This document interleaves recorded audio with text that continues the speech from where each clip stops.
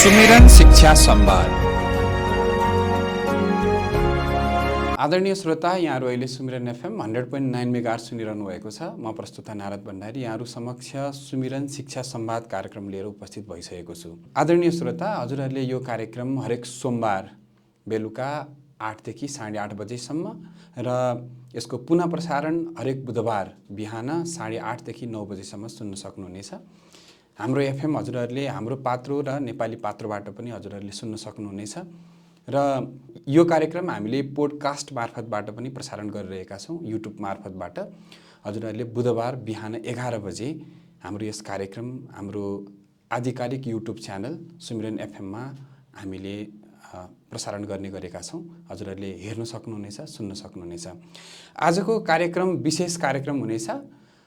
हाम्रो सामु हुनुहुन्छ पेटसान सार्वजनिक शैक्षिक गुठी विद्यालय सङ्घ नेपालका केन्द्रीय अध्यक्ष तथा ध्रुवतारा कार्नेवाली टेक्निकल स्कुलका प्राचार्य आदरणीय जेएस पौडेल सर हुनुहुन्छ। स्वागत छ। धन्यवाद सर। नमस्ते। विद्यालय कस्तो चल्दैछ सर? विद्यालय एकदम आफ्नो गतिमा चलिरहेको छ। विद्यालयको हाम्रो यो शैक्षिक यात्रा नै 37 वर्षे सफल शैक्षिक यात्रा भनेर मैले डिफाइन गर्ने गरेको छु। आफ्नो यात्रामा निरन्तर चलिरहेकै छ। हजुर, यो विद्यालयको सञ्चालन सम्बन्धी अलिकति थोरै मैले जिज्ञासा राख्न मन लाग्यो। सहजता असहजता कस्तो छ विद्यालय सञ्चालन गर्दा? वास्तवमा यो च्यालेन्जिङ छ। विद्यालय सञ्चालनमा अहिले दिन प्रतिदिन च्यालेन्ज र अवसरहरू पनि थपिँदै पनि छन्, च्यालेन्ज पनि छँदैछ। वास्तवमा विद्यालय सञ्चालनमा हाम्रा 3वटा पक्ष एकदमै सन्तुलन मिल्न गयो भने सञ्चालनमा कुनै कठिनाइ हुँदैन। 3वटा पक्ष भन्ने बित्तिकै अभिभावक, विद्यार्थी र विद्यालय प्रशासन अथवा विद्यालय शिक्षक शिक्षिका, यसरी यिनीहरूको चाहिँ सन्तुलन मिलाउन सकियो भने कठिन हुँदैन। अहिलेको अवस्था अब डिजिटल समय आयो।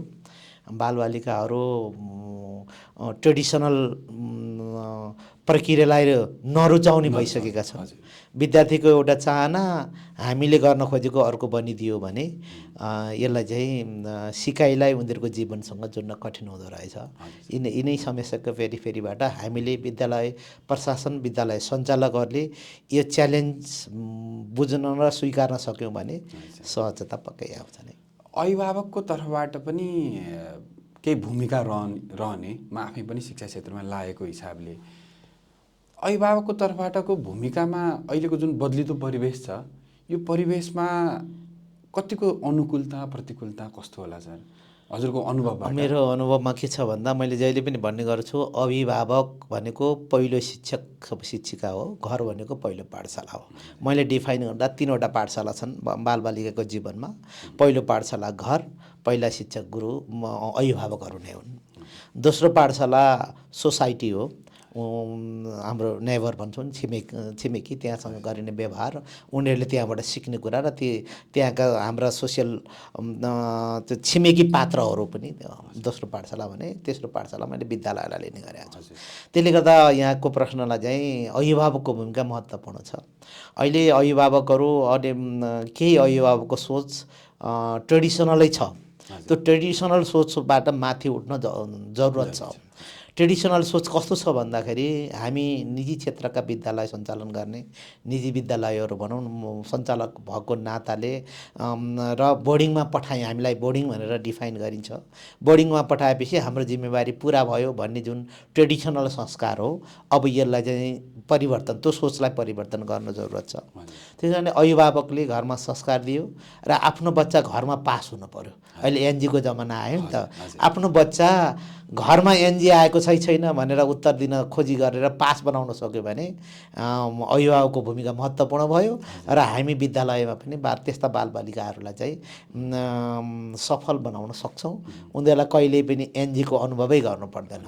तसर्थ पनि अभिभावकको महत्त्वपूर्ण भूमिका छ। उनीहरूले कम्तीमा एटलिस्ट आफ्नो बच्चाको बिहानदेखि बेलुकासम्म गर्ने एक्टिभिटीहरूको सेड्युल प्यारेन्ट्सले तयार गरिदिने बन्नुपर्छ अहिले।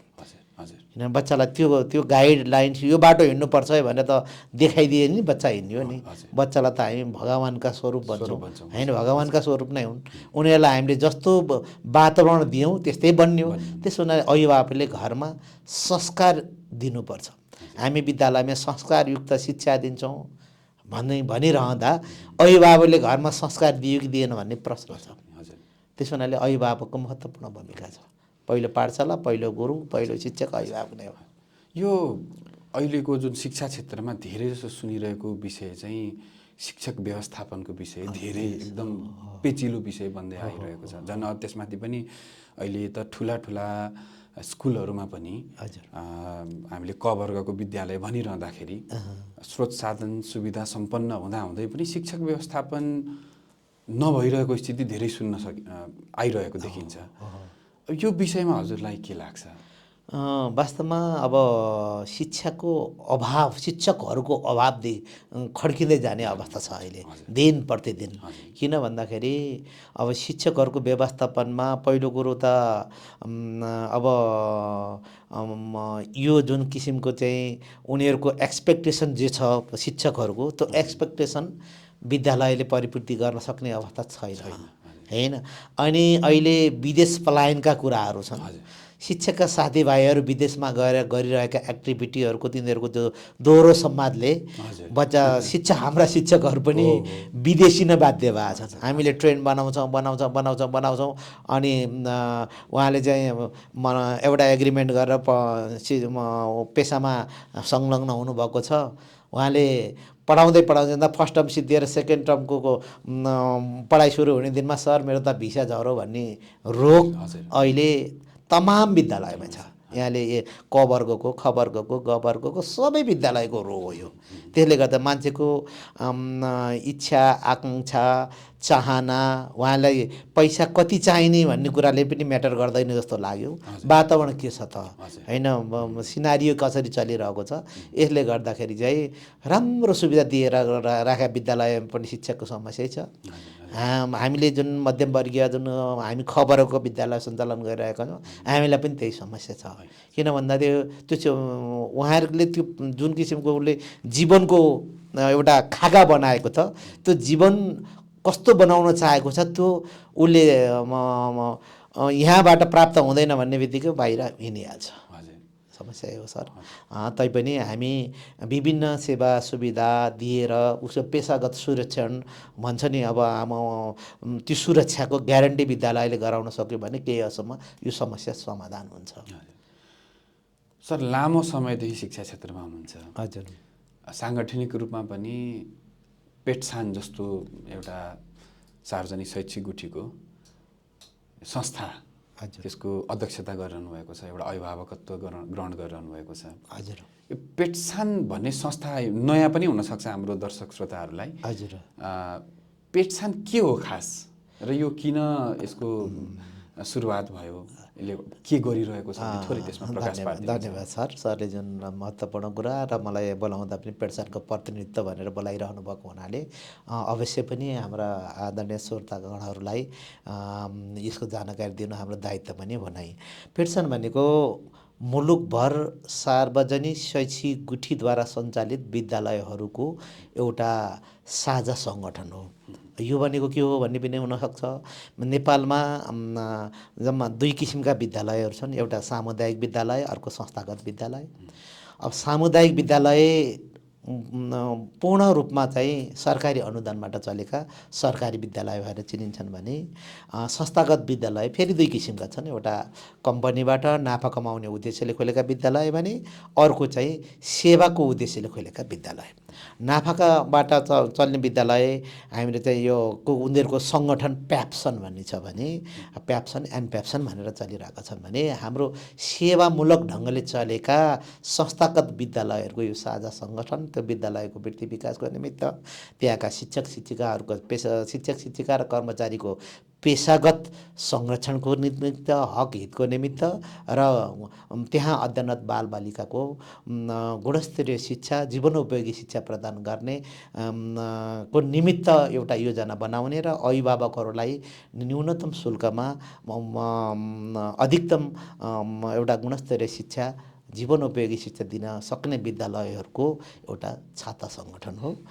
देशभर हामी करिब मदरसा र धार्मिक विद्यालयलाई गर्दा करिब 1200को सङ्ख्यामा र अन्य विद्यालयलाई हेर्दा करिब 500को सङ्ख्यामा हामी यस्ता विद्यालयहरू छौँ। त्यही विद्यालयको मैले चाहिँ नेतृत्व गरिरहेको छु। हाम्रो यसको चाहिँ 7 प्रदेशमा सङ्गठनको विस्तार पनि भइरहेको छ। यो चाहिँ कुनै आन्दोलन गर्ने, आफ्ना हक हित र अधिकारको निमित्त लबिङ गर्नुभन्दा पनि यस्ता प्रकृतिका विद्यालयहरूको जुन चाहिँ सेवाको भावले सञ्चालित विद्यालयहरू, ती कुन कुन विद्यालयहरू भन्ने पनि हुनसक्छ, ती विद्यालयहरूको चाहिँ संरक्षण र सम्वर्धन गर्नको लागि नै यो संस्थाको महसुस गरेर हामीले यो संस्थाको जन्म भएको हो। यसमा करिब 5 प्रकारका विद्यालयहरू छन्। एउटा चाहिँ पुरानो इतिहास बोकेका, लामो इतिहास बोकेका विद्यालयहरू जुन चाहिँ 28 सालभन्दा अगाडि नै खोलेका विद्यालयहरू, 28 सालमा आएर राज्यले राष्ट्रियकरण गरेका, पछि फेरि 36 सालमा गएर तिनीलाई राज्यले तिमी निजी रूपमै चलाऊ भनेर फिर्ता गरिएका विद्यालयहरू एक थरीका विद्यालयहरू। अर्को विद्यालयहरू चाहिँ यो चाहिँ सेनाका, पुलिसका, सशस्त्रका, निजामतीका छोराछोरी पढाउने भनेर खोलिएका विद्यालयहरू भए। अर्को चाहिँ निजी रूपमा विद्यालय खोलिए तर पछि म व्यवसाय गर्दिनँ, म चाहिँ सेवाकै भावले चलाउँछु भनेर हामीले चलाइरहेका जस्ता विद्यालयहरू, पछि चाहिँ पहिला कम्पनीमा भए पनि पछि सार्वजनिक शैक्षिक गुठीमा रूपान्तरण गरेका विद्यालयहरू। त्यस्तै गरेर कुनै धार्मिक उद्देश्यले खोलिएका, जस्तो क्रिस्चियनिटीका निमित्त, क्रिस्चियनिटीको भनेर सेन्ट जेभियर्स भनेर भनिन्छ, धर्मको पढाइ नै नभए पनि त्यो उद्देश्य त्यो गरिएका मदरसाहरू भए, मुस्लिमहरूले खोलिएका, बौद्ध गुम्बाहरू भए, हाम्रो चाहिँ बुद्धिस्टहरूले, तिब्बतियन मूलका व्यक्तित्वहरूले चाहिँ धार्मिक गुरुहरूले खोलेका विद्यालयहरू, बुद्ध धर्मसँग सम्बन्धित विद्यालयहरू भए भने अर्का चाहिँ हाम्रो चाहिँ वेद विद्याश्रम जस्ता, हिन्दू विद्यापीठहरू जस्ता विद्यालयहरू, यसरी 5 प्रकारका विद्यालयहरू हामीसँग छन् र ती विद्यालयहरूको हामीले नेतृत्व गरिरहेका छौँ सर। यो सङ्ख्यात्मक हिसाबले सरले अघि भन्नुभयो जस्तै 500 भन्दा बढी मदरसालाई पनि त्यसमा समावेश गर्ने हो भने गुम्बा लगायतका धार्मिक प्रकृतिका विद्यालयहरूलाई पनि समावेश गर्ने हो भने 1200 सम्म पुग्छ भन्ने। हजुर। यसरी विद्यालयहरू यति सङ्ख्यामा रहँदै पनि सार्वजनिक शैक्षिक गुठी भनेर अझै पनि नीति निर्माण तहमा पनि भनौँ न जनमानसमा पनि गुठीको विषयमा त्यति धेरै व्याख्या भइरहेको अथवा जनमानसलाई थाहा भइरहेको स्थिति देखिँदैन। हुन त अब अहिले साङ्गठनिक रूपमा धेरै कार्यक्रमहरू यसरी भनौँ न आजकै यसरी मिडियामा पनि औपचारिक रूपमा हामी छलफल गरिरहेका छौँ। थाहा नै छैन भन्न पनि अलिकति नमिल्ला, तर जुन तरिकाले संस्थागत विद्यालय भन्ने बित्तिकै प्राइभेट स्कुल, कम्पनी अन्तर्गतकै विद्यालय भन्ने हिसाबको जुन एउटा व्याख्या छ, हाम्रो गुठीको विद्यालयहरूको बारेमा चाहिँ यो चर्चा किन नभएको होला अथवा यसको विषयमा त्यति धेरै भनौँ न जनमानसलाई थाहा किन नभएको होला? वास्तवमा यो के भन्दा नेपालको नयाँ शिक्षा ऐन 2028 र त्यो 28 साल पछाडि जुन चाहिँ 2058को हाराहारीमा आइपुग्दा, अर्थात् यो 7औं संशोधन, 8औं संशोधन, 9औं संशोधनसम्म आइरहँदाखेरि चाहिँ शैक्षिक गुठीको विषयलाई संस्थागत विद्यालयको त्यहाँ शिक्षा ऐनमा उल्लेख गरिएको छ। शिक्षा ऐनमा प्रष्ट संक्षिप्त रूपमा तर प्रष्ट लेखिएको छ तर अब यसलाई चाहिँ यी बोर्डिङ स्कुल हुन्, निजी लगानीबाटै चलेका विद्यालय हुन्, यसमा सरकारको अनुदान छैन भन्ने अर्थमा यी बोर्डिङ स्कुल नै भनेर भनिन्छन्। बोर्डिङ स्कुल भन्ने व्यवसायकै हुन् भनेर भन्ने गरिएको हो। तर जब 2075 सालको उच्च स्तरीय राष्ट्रिय शिक्षा आयोग जति बेला बनेको थियो त्यति बेला चाहिँ व्यापक रूपमा छलफल भएको, तत्कालीन शिक्षा मन्त्री, त्यो शिक्षा मन्त्रालयका पदाधिकारीहरू, त्यहाँका मन्त्रालयका कर्मचारीहरू लगायतले यसलाई चाहिँ यसलाई अलिकति व्यापक रूपमा छलफल गर्नुपर्छ, व्यवसाय विद्यालय, निजी विद्यालयहरू चरम व्यावसायिक भए भन्ने आरोप रहिरहँदाखेरि राज्यले पनि अनुभूति गरेर नेपालको संविधान 2072 मै 72 मा प्रष्ट लेखिसकेको छ। 75 मा गएर आएको भने पनि त्यो संविधानमा लेखिएको विषयलाई उजागर गर्नको निमित्त त्यहाँ के भनिएको छ नेपालको संविधान 2072 मा भने विद्यालय जसरी डिफाइन गरियो, एउटा सरकारी विद्यालय, अर्को संस्थागत विद्यालय। संस्थागत विद्यालय अब उपरान्त कम्पनीमा खोलिने छैन भने प्रष्ट लेखिएको छ र निश्चित समय अवधिभित्र चाहिँ कम्पनीमा रहेका विद्यालय पनि शैक्षिक गुठीमा रूपान्तरण हुनुपर्ने भन्ने विषय उल्लेख गरेपछि अलि चर्चामा आएको। अहिले चर्चामा आउँदै आउँदै आउँदै छलफलको विषय बनिरहँदाखेरि अब विगतमा अथवा विघटित सरकार भनौँ अहिले होइन, त्यति बेलाको विघटित सरकारले पनि के भने भन्दाखेरि सङ्घीय शिक्षा ऐनमा ल्याउँदाखेरि पनि शैक्षिक गुठीको विषयलाई चाहिँ मजा राम्रोसँग डिफाइन गरेर राखेको छ र कम्पनीका विद्यालयहरूलाई पनि शैक्षिक गुठीमा रूपान्तरण हुनुपर्छ भन्ने बित्तिकै यसको गरिमा उच्च भएर आएको छ। किन भन्दा मुलुकलाई चाहिएको त शैक्षिक गुठीकै विद्यालय हो रहेछ। किन भन्दा विश्वमा पनि यस्ता हाम्रा छिमेकी मुलुक लगायत सबै विद्यालयमा विद्यालय व्यापार होइन, व्यवसाय होइन, यो चाहिँ एउटा च्यारिटी अथवा ट्रस्टबाटै चल्नुपर्छ भन्ने जुन चाहिँ एउटा बनिसकेको छ त्यो किसिमको एउटा आदर्शिला उनीहरूको चाहिँ सब अधिकांश मुलुकहरूमा यो बनिरहेको अवस्था छ र यहाँको महसुस पनि गरिएर सायद होला र चर्चा अब अहिलेको घडीमा सन्दर्भमा यो अलिकति चर्चाको विषय भएको छ र बिस्तारै जनमानसमा पनि यो कुराहरू पुग्दैछ र सबैले महसुस गर्नुपर्ने, बुझ्नुपर्ने र शैक्षिक गुठीको विषयमा छलफल र बहस पनि त्यति नभएको। छलफल र बहस कति बेला हुँदो रहेछ भन्दा जति बेला मनिटरी कुरा आउँछ, पैसाको कुरा आउँछ, व्यवसायको कुरा आउँछ, त्यो चर्चा हुँदो रहेछ। यस्ता विद्यालयहरू एउटा सेवाको भावले चलेको हुनाले आफूले गरिरहेका सेवाका एक्टिभिटीहरू भनौँ न, यसलाई चाहिँ चर्चाकोमा नपुर्याउँदा, त्यो बहस छलफलमा नल्याउँदाखेरि, जस्तो यहाँको जस्तो मिडियाले अहिले जसरी ल्यायो, विभिन्न टेलिभिजनहरूले पनि हामी बार टेलिभिजनहरूमा पनि अहिले चाहिँ हामीलाई अन्तर्वार्ता मार्फत पनि सुसूचित गराउने यस्ता विद्यालयको बारेमा चर्चा गर्ने गरेका छौँ। सायद भोलिको गन्तव्य पनि सरकारले लगानी नगरेका, निजी क्षेत्रबाट लगानी गरेका विद्यालयहरूको गन्तव्य स्थान पनि शैक्षिक गुठी नै हो जस्तो लाग्छ। यो शैक्षिक गुठीलाई राखिरहँदाखेरि संस्थागत विद्यालयमै अहिले जुन नीतिमा आइरहेको छ, शिक्षा ऐन जुन चलिरहेको छ, हजुर, त्यसलाई हेरिरहँदाखेरि चाहिँ सार्वजनिक शैक्षिक गुठीका विद्यालयहरूलाई पनि संस्थागतमै लगेर त्यही बास्केटमा लगेर हालिएको देखिन्छ। यसले कतिको सहजता असहजता कस्तो पारिरहेको छ साङ्गठनिक रूपमा? यस्तो सर, कस्तो छ भन्दाखेरि राज्यले नै शैक्षिक गुठीमै रूपान्तरण गर्नुपर्ने सम्पूर्ण निजी विद्यालयलाई भन्यो भने कुनै समस्या छैन। संस्थागत विद्यालय शैक्षिक गुठीका विद्यालयभन्दा कुनै फरक पर्दैन। तर अब त्यहाँ क्याटेगोराइज गरेर जुन चाहिँ कम्पनीमा चलिरहेका विद्यालयलाई कम्पनीमै रहिरहने, संस्थागत अन्तर्गतका तर कम्पनीमै रहिरहने, व्यवसायिकै भइरहने, त्यो किन भन्दा कम्पनीमा गएपछि स्वाभाविकै रूपमा हो होइन, व्यवसाय गर्नु उहाँहरूको धर्म हो भने त्यस्तो अवस्थामा हामी त्यहाँबाट हामी अलग्गिनुपर्छ। हाम्रो संस्थाले पनि विगत 14 वर्षदेखिबाट निरन्तर रूपमा नेपाल सरकारसँग लबिङ गरिरहेको छ। हामीलाई संस्थागत विद्यालय भनेर एउटा बास्केटबाट हामीले छुट्याइदेऊ कि नेपालमा 3 किसिमका विद्यालय हुनेछन्। एउटा सार्वजनिक विद्यालय अथवा सरकारी विद्यालय, अर्का चाहिँ कम्पनीका विद्यालय, नाफा कमाउने उद्देश्यले खोलेका विद्यालय, र अर्का शैक्षिक गुठीका विद्यालय भनेर 3 क्याटेगोराइज गरिदिनुहोस् भनेर हामी विगत 14 वर्षदेखिबाटै माग गरिरहेछौँ। तर सुनवाई भएको छैन। तपाईँहरू संस्थागतै त हो नि, तपाईँहरू पनि निजी नै हो नि। निजीको यो अर्थमा हो कि हामीले शुल्क उठाउनुपर्छ, शुल्क नउठाइ त चल्न सक्दैन। तसर्थ पनि हामी निजी लगानीबाट भए, निजी लगानी चाहे त्यो सहयोगदाताहरूबाट आए पनि निजी स्रोतबाटै आएको होइन। सरकारले केही हदसम्म इन्फ्रास्ट्रक्चर बनाउनको लागि अनुदान दिए पनि त्यो लिमिट त्यो इन्फ्रास्ट्रक्चरको मात्रै रहने भयो, अरू त शुल्क नलिएसम्म चल्न सक्ने अवस्था छैन। त्यसो हुनाले पनि हामीलाई चाहिँ अलिकति निजी नै हो भन्ने हेर्नु स्वाभाविकै पनि हो जस्तो लाग्छ।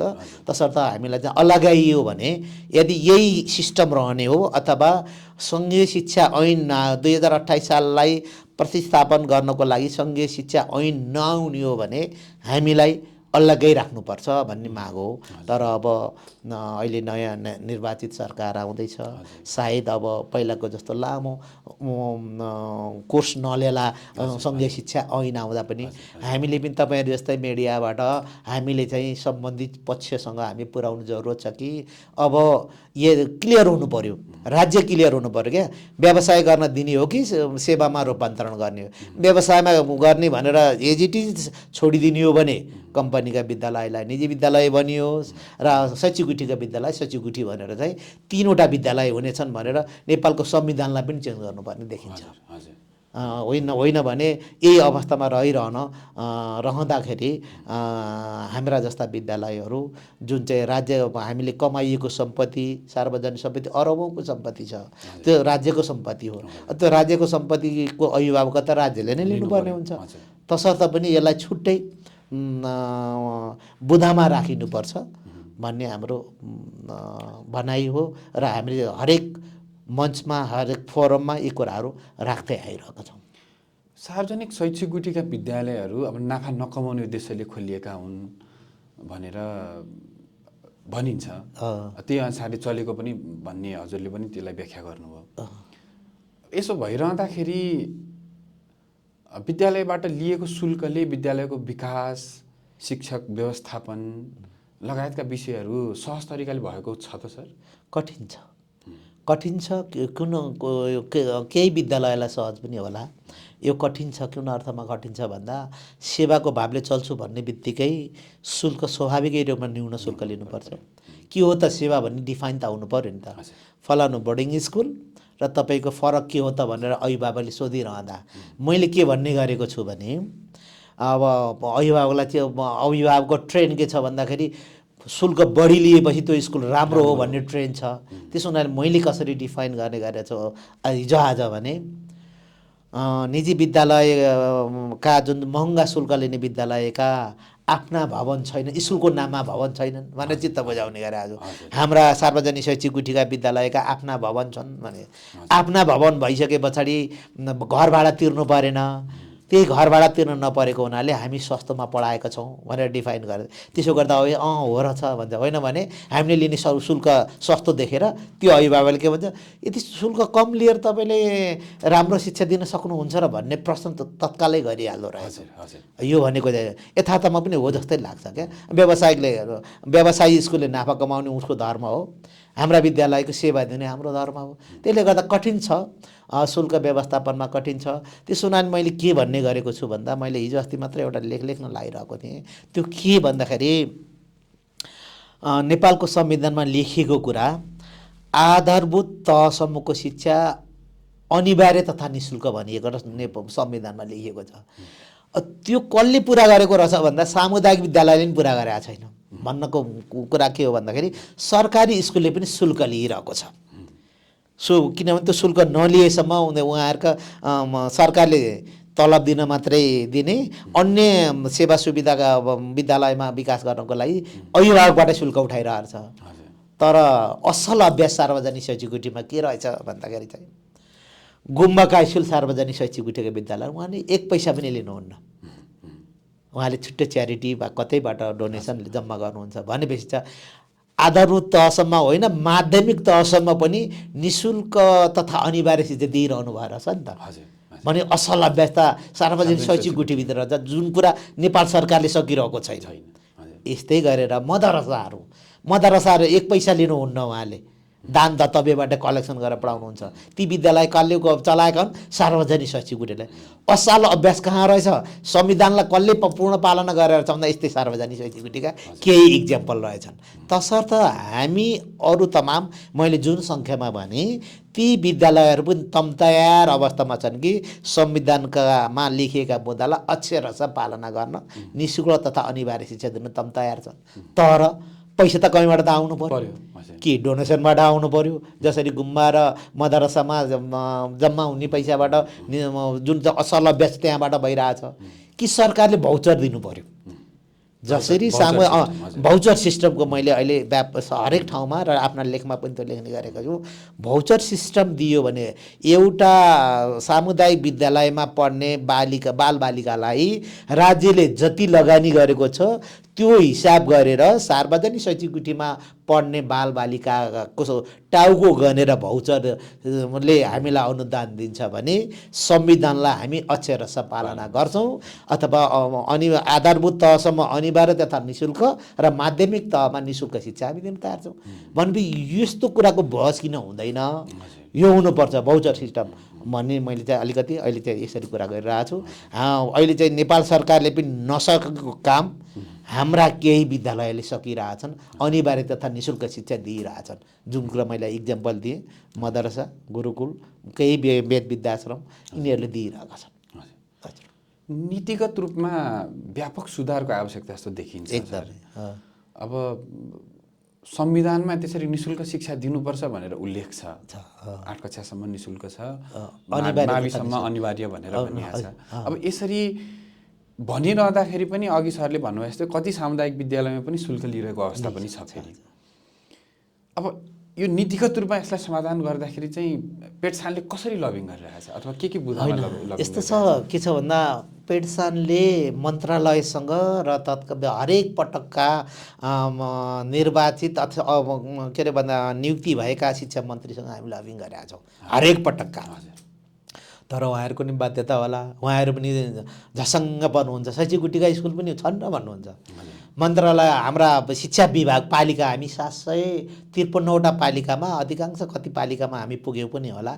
ती पालिकामा शिक्षा शाखामा शैक्षिक गुठी पनि छ र बोर्डिङ होइन भनेर भन्नुहुन्छ। भनेपछि त हाम्रो नीतिगत रूपमा जसले नेतृत्व गर्छ भन्ने राज्यको नेतृत्व गर्ने शिक्षा मन्त्रीलाई त थाहा हुँदैन।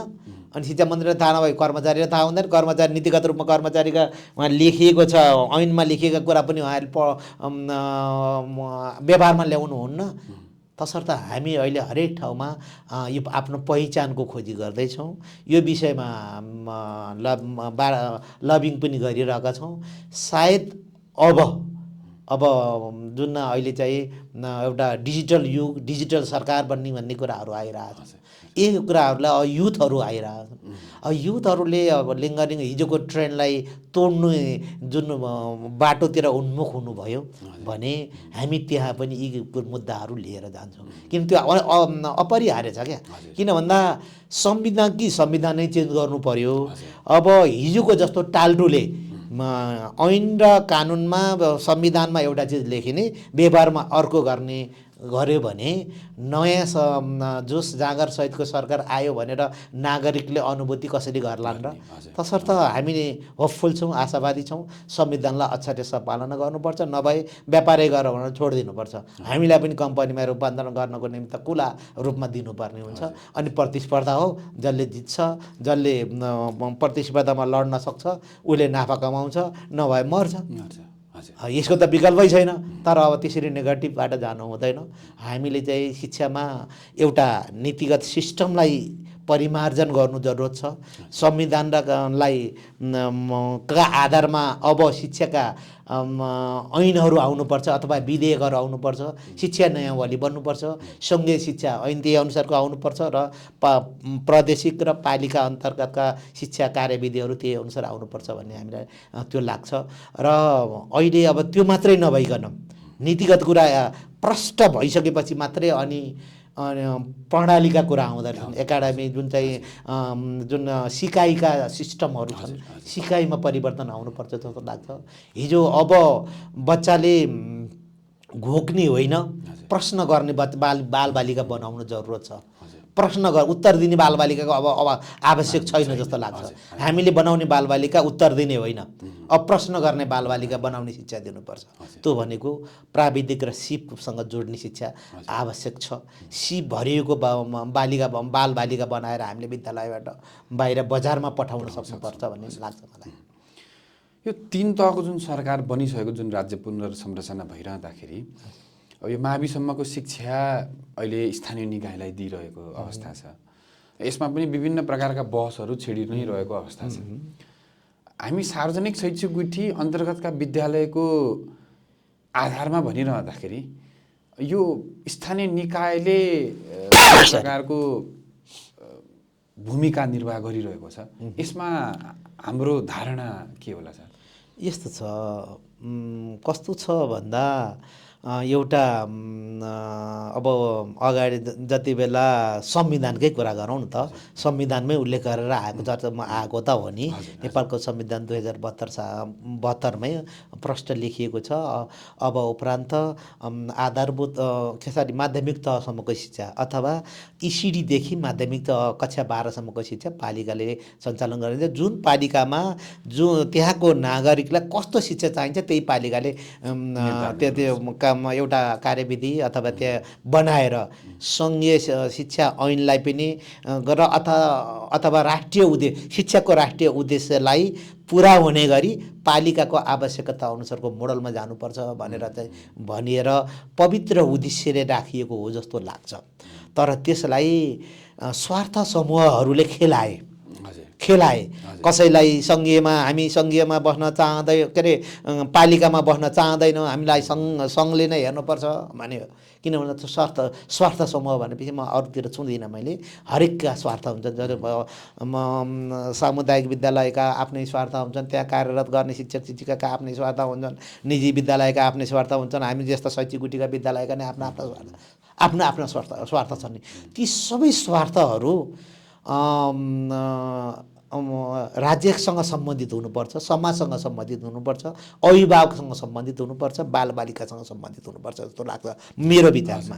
किन भन्दा हाम्रो स्वार्थ बालबालिकालाई पाखा लगाएर हामी शिक्षाकर्मीहरूले नीति बन्नुपर्छ भनेर लबिङ गर्नु अपराध हो जस्तो लाग्छ।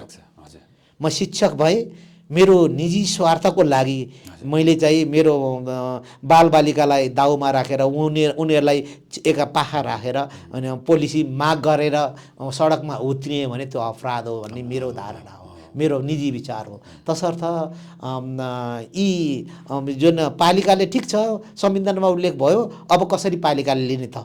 पालिकाले त्यो जिम्मा लिनको लागि चाहिँ सङ्घले कसरी सङ्घले प्रदेशले पालिकालाई कसरी गाइड गर्ने, अथवा पालिका अभिभावकता प्रदेश र सङ्घ हो नि पालिकाको पनि। तसर्थ प्रष्ट निर्देशन आउनुपर्छ। विडम्बना यत्रा वर्ष भइसक्यो, 72 सालदेखि अहिलेसम्म आइरहँदाखेरि पनि अब सङ्घीय शिक्षा ऐनै आएको छैन। हाम्रो मुलुकमा स्वास्थ्य र शिक्षालाई प्रायोरिटीमा राखिएको छैन। जुन मुलुक समृद्ध बन्न अग्रगति मोर्चामा जान्छ त्यहाँ पहिला शिक्षा र स्वास्थ्यकै लाई प्रायोरिटीमा राख्नुपर्छ जस्तो लाग्छ।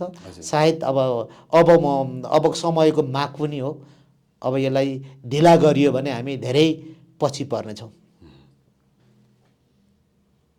सरलाई एउटा जाँदा एउटा प्रश्न मेरो, नेपालमा निशुल्क शिक्षाको सम्भावना कति होला? र अर्को, सार्वजनिक शैक्षिक गुटीले अघि सरले भन्नुभयो जस्तै विभिन्न गुम्बा मदरसा लगायतका सार्वजनिक शैक्षिक गुठी अन्तर्गतकै विद्यालयहरूले नै वास्तवमा संविधान पूर्णतः कार्यान्वयन गरिरहेको स्थिति देखियो शिक्षामा। तथापि पनि शिक्षामा यो निशुल्क शिक्षाको जुन अवधारणा छ स्वयं राष्ट्र नै त्यसमा चाहिँ नि असफल भइरहेको अवस्था देखिन्छ वर्तमान अवस्थामा। अनि यो अवस्थामा कसरी, कुन रूपमा चाहिँ यसलाई चाहिँ नीतिगत रूपमा सुधार गर्न सकिन्छ? मलाई के लाग्छ भन्दा नेपाल सानो मुलुक हो, जनसङ्ख्या घट्दो क्रममा छ, जनसङ्ख्या थोरै छ, थोरै जनसङ्ख्या छ। इच्छा शक्ति भयो भने नेपाल जस्तो देशमा निशुल्क शिक्षा गाह्रो छैन मेरो भ्यूमा। किन भन्दा हाम्रा दाताहरू प्रशस्तै छन्। अब भोलि होला नहोलान् थाहा छैन। हिजो भएका दाताहरू हिजोको डाटालाई मात्रै हेर्ने हो भने अथवा विगतका डाटाहरूलाई मात्रै हेर्ने हो भने हाम्रा दाताहरूले दिएको पैसालाई सही सदुपयोग गरे पनि हामी निशुल्क शिक्षा दिन सक्छौँ। प्रश्नै छ, सदुपयोग हुनु पर्यो क्या। दाताले दिएका 50वटा कम्प्युटरहरूलाई माकुराले जालो लाग्ने बेलासम्म हामी कोठामा थन्काएर राख्यौँ भने सदुपयोग भयो? भएन। दाताले दिएको पैसामाथि हामी होली खेल्ने है, त्यसैमाथि लडाइ र लुच्छाचुँडी गर्न लाग्यौँ भने कहाँबाट चाहिँ हामी त्यसलाई चाहिँ कुन छिद्र प्रयोग गरेर त्यसको त्यो पैसालाई दुरुपयोग अहिले शब्द त अब सुशासनका कुराहरू गर्दा अझ सबैको मुख जनजीवनमा आएकै छ तर हामीले चाहिँ भोग्दै आएको हाम्रो पुस्ताले भनौँ न हाम्रो पुस्ताले सुनिआएको जन्मेदेखि अहिलेसम्मको जे कर्मभूमिमा लागिरहेका छौँ हामी सुशासन त पाएका छैन भ्रष्टाचारमा लिप्त छन् भनेर हरेक ठाउँमा हामीले सुन्ने गरेकै छौँ शिक्षा क्षेत्र पनि अछुतो छैन होइन तसर्थ सदुपयोग गरियो भने निःशुल्क शिक्षा सम्भव छ किन भन्दाखेरि चाहिँ गरे नि त मैले अहिले भने नि एउटा गुम्बाले सक्छ एउटा मदरसाले सक्छ एउटा च्यारिटीबाट गरेको थोपा जम्मा गरेर मुठी दान गरेर पढाएका उदाहरणहरू त प्रशस्तै छन् भने राज्यले पहल गर्यो भने सकिन्छ तर शिक्षा आफैमा पैसा निःशुल्क हुँदैन कसले दिने पैसा भन्ने कुरा मात्रै हो नि त शिक्षा आफैमा निःशुल्क होइन अभिभावकले दिने हो कि त्यस पछाडि गएर सरकारले दिने हो सामुदायिक विद्यालयलाई सरकारले दिन्छ निजी विद्यालयलाई चाहिँ अभिभावकले दिन्छन् फरक त्यति मात्रै हो पोलिसी बन्यो भने यहाँ देश गरिब बन्दै गएको छ तर व्यक्ति धनी भएको देश पनि हो नि नेपाल हामीले जसरी एउटा पेट्रोलमा तपाईँले चाहिँ एउटा वातावरण संरक्षणको लागि हरियालीको लागि भने यति पर्सेन्ट 5% 10% कटाउन शिक्षामा कटाउन सक्दैन शिक्षाको लागि भनेर कटाउन सकिँदैन कर लगाउँदा शिक्षाको लागि भनेर निःशुल्क शिक्षाको लागि भनेर कर लगाउन सकिँदैन धेरै आइडियाहरू छन् हामी अर्थवित्त होइनौँ तैपनि हामी एउटा प्र्याक्टिकल्ली आफ्नो जीवन प्र्याक्टिकल्ली क्षेत्रमा एउटा व्यावहारिक क्षेत्रमै लगाएको कारणले गर्दा निःशुल्क शिक्षाको अभियान ल्याउने हो भने हरेक क्षेत्रबाट कटाएर पनि ट्याक्समैबाटै भए पनि निःशुल्क शिक्षाको लागि यति % ट्याक्स भनेर किन सम्भव छैन दाताहरू पनि ओहिरिएर आउँछन् त्यसरी हुँदाखेरि नमुना बन्नु छ संविधानलाई अक्षरशः पालना गर्ने हो भने होइन जुनसुकै देशमा पनि निजी स्कुल छन् व्यापार गर्न दिनुपर्छ होइन पहिला सामुदायिक शिक्षालाई बलियो बनाउनुपर्छ भन्ने हुनुपर्छ सामुदायिक शिक्षा बलियो बनाउनुपर्छ सचिकुटीका विद्यालय बलियो बनाउनुपर्छ व्यवसायलाई निरुत्साहित गर्नुपर्छ भन्ने टाइपले आउनु पर्यो होइन ठिक छ व्यवसाय गर्ने ढङ्गले छोडिदिने क्या विद्यालयहरूलाई त्यो एउटा राज्यको नीति प्रष्ट आउनु पऱ्यो क्या गाली गरेर हुँदैन नि यस्ता विद्यालयहरू यति कमाएको जम्मै व्यापारी भयो भनेर एउटै बास्केटमा हालिदिएर व्यापार गर्नेलाई व्यापार गर भनेपछि कमाउँछ त कमाउँदैन होइन कम्पनीमा लगाइसकेपछि उसले नाफा कमाउँदैन त त्यसो हुनाले पनि होला सायद विगतमा मैले यो त नमिठो पनि हुनसक्छ विगतका हरेक राजनीतिक शक्तिहरूले मुठ्ठीमा विद्यालय लिएका छन् मुठ्ठीमा स्वास्थ्यलाई लिएका छन् त्यहाँ पैसा छ भनेर अनि उहाँहरू पोलिसी लेभलमा गएर उहाँले कहिले निःशुल्क शिक्षा बहस गर्नुहुन्छ त्यो नाम किन लिनु पर्यो र जनजाहारै छ नि त होइन पोलिसी एक्टरहरू नै यहाँ त पैसा छ भनेर व्यापारीकरणमा लगाइसके पछाडि त अनि कसरी निःशुल्क शिक्षा हुन्छ त्यसो हुनाले निःशुल्क शिक्षा सम्भव छ इच्छा शक्ति मात्रै चाहियो राजनेताहरूमा त्यो आउनु पर्यो अहिले नयाँ सरकार बन्दैछ हजुर एउटा बहुमतकै सरकार बनिरहेको छ एउटा धेरै इतिहासमा एकदमै शक्तिशाली सरकार बन्दैछ यो शक्तिशाली सरकार बनिरहँदाखेरि पेटसानको अध्यक्षको हैसियतले हजुरले केही सुझाव दिनु पर्यो भने एकदम म आशावादी छु हामी हरेक मैले भने नि 14 वर्षदेखिबाट हरेक शिक्षा मन्त्रीसँग आएर गएर हामी छलफल बहस गरेका छौँ उहाँहरूले अब मिठो गरेर चिया खुवाउनुहुन्छ बस्नुहुन्छ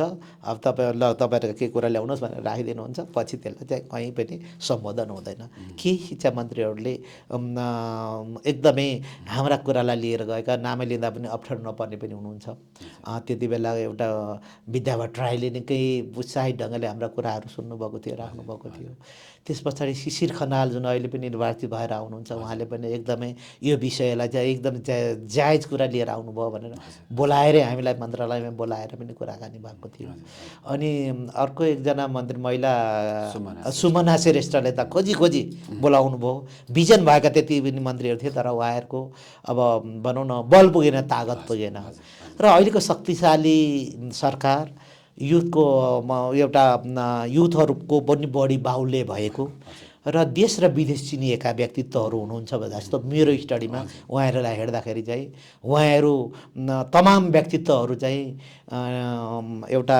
विद्यालय तहको शिक्षा यहाँ लिएर विदेशमा गएर अध्ययन गरेर त्यहाँको पृष्ठभूमिमा आफ्नो केही जीवनको केही अंश त्यहाँ बिताएर अनुभव बटुलेर आएको व्यक्तित्व पनि हुनुहुन्छ। त्यसो हुनाले म आशावादी छु। सङ्गठन तर्फबाट हामी जान्छौँ, जब मन्त्री परिषद बन्छ, शिक्षा मन्त्री बन्नुहुन्छ, त्यति बेला हाम्रा कुराहरू लिएर जान्छौँ, हाम्रा मोडलहरू दिन्छौँ र संविधानका कुरालाई नै हामी अगाडि सार्छौँ। संविधानका कुराहरूलाई उहाँहरूलाई पनि यथार्थ स्थितिको बारेमा बोध नभएसम्म भोलि पोलिसी बनाउने भने अप्ठ्यारो होला, कति बुझ्नु पनि भएको होला, कति बुझ्ने क्रममा पनि भएको होला, स्टेक होल्डरहरूको उहाँहरूलाई पनि सुझावको खाँचो छ होला। हामीलाई लाग्छ हामी चाहिँ एकदमै नयाँ सरकार, नयाँ शिक्षा मन्त्रीसँग हाम्रा विषय लिएर अगाडि जानेछौँ, हाम्रा मोडल दिनेछौँ। नेपालको राष्ट्रिय शिक्षाका उद्देश्यहरू परिपूर्ति गर्नको लागि शिक्षालयहरू कस्ता हुनुपर्छ त? शिक्षालयहरूलाई प्रष्ट खाका हुनुपर्छ, जुन शिक्षालयमा आज विस्थापित भएका शिक्षकहरू फेरि ओहिरो लागेर रोजगारको लागि आउन् भन्ने हुनुपर्छ भन्ने जस्तो लाग्छ। त्यो वातावरण सिर्जना गर्नुपर्छ। यहाँले जसरी अगाडि प्रश्न गर्नुभएको थियो किन शिक्षकहरू अडिँदैनन्, शिक्षकको समय राम्रादेखि मध्यौलासम्म विभिन्न तहका विद्यालयहरूमा कहीँ पनि कतै पनि शिक्षकहरू टिकेर रहेको अवस्था छैन भन्ने प्रश्नलाई एड्रेस पोलिसीले नै गर्नेछ। भोलि नेपाललाई कति शिक्षालय आवश्यक छन्, अब धमाधम स्कुलै मात्रै खोलिरहने होइन, कुन क्षेत्रमा कति शिक्षालयहरूको आवश्यक छ, कुन मोडलको शिक्षालय आवश्यक छ। जस्तो तराई गई मदरसाको कुरा गर्दा त्यो ठाउँमा मदरसा छ भने मदरसालाई नै हाइलाइट गरेर जाने हो नि त। हिमाली क्षेत्रमा गुम्बाहरू छन्, पहाडमा गुम्बा छन्, गुम्बामा गुम्बै विद्यालय सञ्चालन गर्ने हो नि त, होइन? आर्मी पुलिसका स्कुलहरू छन् जहाँ त्यहाँ राष्ट्र सेवाका छोराछोरी पढाउने भनेको त्यहाँ त्यस्तै किसिमको मोड लाने हो नि त। काठमाडौँको मुटुमा बुढा नीलकण्ठ एरियामा शिक्षाको हब बनाउने भनेर बहस भइरहन्छ नि त। बुढा नीलकण्ठमा कतिवटा स्कुल चाहिने हो त? बुढा नीलकण्ठ बोर्डिङ स्कुलले नै यहाँको जनसङ्ख्यालाई त चापलाई दिन सक्छ भने यहाँ स्कुल जोनिङ हुनुपर्छ भन्ने टाइपले अगाडि बढ्नुपर्छ जस्तो लाग्छ, न कि देशका ठाउँ ठाउँमा गएर निश्चित व्यक्तिलाई चाहिँ प्रतिनिधित्व हुने गरी खोजेर ल्याएर पढाएर मात्र त अर्थ छैन। हो, केहीको जीवन बन्छ आफ्नो ठाउँमा छ, तर त्यो बालबालिका जुन ठाउँमा बच्चा एउटा अभिभावक बसेको छ त्यही ठाउँमा राम्रो विद्यालय हुनु पर्यो, न कि खोजेर अर्को ठाउँ जानु परेन। बुढा नीलकण्ठको बच्चा चाहिँ गएर वा ललितपुरमा गएर त्यो 2 घन्टाको यात्रा गरेर पढ्ने विद्यालय खोजी गर्ने अवस्था अब हुनुहुन्न। जनसङ्ख्याको आधारमा हरेक ठाउँमा स्कुल जोनिङ भएर ठाउँ ठाउँमा त्यो उत्कृष्ट विद्यालयहरू, शिक्षालयहरू हुनुपर्छ। त्यो अबको सरकारले गर्नुपर्छ र हाम्रो माग पनि त्यही नै हुनेछ। किन भन्दा हाम्रा विद्यालय बन्द हुन् वा टिकुन् वा नटिकुन् हाम्रो सरकार होइन। हामीले सेवा गरिरहेको सेवा गर्ने विद्यालय बन्नुपर्छ। म कार्यरत विद्यालय राज्यले लिन्छ भने हामी दिन तयार छौँ, जति बेला पनि दिन तयार छौँ। तर त्यो भने त्यो विद्यालय बालबालिका केन्द्रित, अभिभावक फ्रेन्डली, शिक्षक फ्रेन्डली, पेसागत रूपमा शिक्षकहरूको रोजगार ऐको भने जस्तै विस्थापित भएर जानु नपर्ने अवस्थाको वातावरण सिर्जना हुने, त्यति बेला मात्रै समृद्ध मुलुक हुन्छ जस्तो लाग्छ। त्यसो हुनाले अबको सरकारले शिक्षालयहरूलाई, शिक्षाको पोलिसीलाई, शिक्षाको नीतिलाई चाहिँ एउटा मुलुक सुहाउँदो किसिमले, ठाउँ सुहाउँदो, मुलुक मात्रै नबनौँ, देश मात्रै नबनौँ। देशको विद्यालय अब विगतमा के भने एउटा विद्यालय 7वटा प्रदेशमा 7वटा नमुना विद्यालय बनाउँछु मात्रै भनेर हुँदैन। 7वटा नमुना विद्यालयले तमाम अभिभावकका छोराछोरीहरू, तमाम जनताका छोराछोरीहरूलाई एड्रेस गर्दैन। हरेक विद्यालय नमुना बन्नुपर्छ, एउटा विद्यालय नमुना बन्ने होइन, होइन? हरेक क्षेत्रका विद्यालय नमुना विद्यालय बन्नुपर्छ, न कि नमुना विद्यालयको खोजीमा एक ठाउँको अभिभावक चाहिँ डेरा सरेर अर्को ठाउँमा जानुपर्ने स्थिति नहोस्। म त्यति भन्न चाहन्छु। धन्यवाद सर। हजुरको सारगर्भित जुन विचारहरू छन्, यो ठुलो अनुभव हामीसँग साट्नुभयो, यसको निमित्त हृदयदेखि नै धन्यवाद ज्ञापन गर्न चाहन्छौँ। र यो व्यस्त समयका बावजुद पनि हाम्रो कार्यक्रममा उपस्थित भएर शिक्षा सम्बन्धी अत्यन्तै पेचिलो र वास्तवमा यो जुन हजुरको अनुभव छ र आज जे जति महत्त्वपूर्ण विषयहरू उठान भए, यी कुराहरूमा हाम्रो आगामी सरकारले यो कुरालाई मध्यनजर गर्दै उपयुक्त नीतिहरूको निर्माण गर्दै अत्यन्तै समयदेखि कुरिराखिएको सङ्घीय शिक्षा ऐन चाँडोभन्दा चाँडो लागू भएर समग्र शिक्षा क्षेत्रको विकासमा यसले टेवा पुर्याओस् भन्ने शुभकामना दिन चाहन्छु र फेरि पनि हजुरलाई धन्यवाद धेरै ज्ञापन गर्न धन्यवाद। चाहन्छु। एउटा हाम्रो सुमिरन एफएम 100.9 जुन एफएमको तर्फबाट तपाईँले बोलाएर हाम्रो आफ्नो अनुभवलाई सेयरिङ गर्ने मौका दिनुभयो, यो एफएम परिवारलाई पनि धेरै धेरै धन्यवाद दिन्छु। यी कुराहरू चाहिँ हरेक सेक्टरतिर हरेक ठाउँमा छलफल गर्नुपर्ने महसुस गरिएको छ। यसको लागि यहाँलाई धेरै धेरै धन्यवाद छ। Thank you sir. आदरणीय श्रोता, आजको हाम्रो विशेष पाहुना हुनुहुन्थ्यो पेट्सानका केन्द्रीय अध्यक्ष आदरणीय जीएस पौडेल सर। उहाँको सारगर्भित विचारहरू यहाँ हामीले सुन्ने अवसर पायौँ।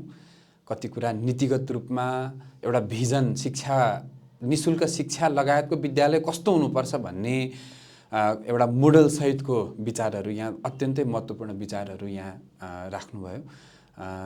व्यस्त समयका बावजुद पनि हाम्रो एफएमको निमित्त उहाँले जुन समय छुट्याएर यहाँ पालिदिनु भयो, यसको निमित्त हृदयदेखि नै उहाँलाई धन्यवाद ज्ञापन गर्दै हामी फेरि पनि अर्को हप्ता यसरी नै शिक्षा संवाद कार्यक्रम मार्फतबाट शिक्षा क्षेत्रमा लाग्नुभएका विशिष्ट व्यक्तिहरूलाई हामी आमन्त्रण गरेर शिक्षा सम्बन्धी संवाद गर्ने हामीले जमर्को गरेका छौँ। आजको निमित्त यति भन्दै म कार्यक्रमबाट बिदा माग्ने अनुमति माग्छु।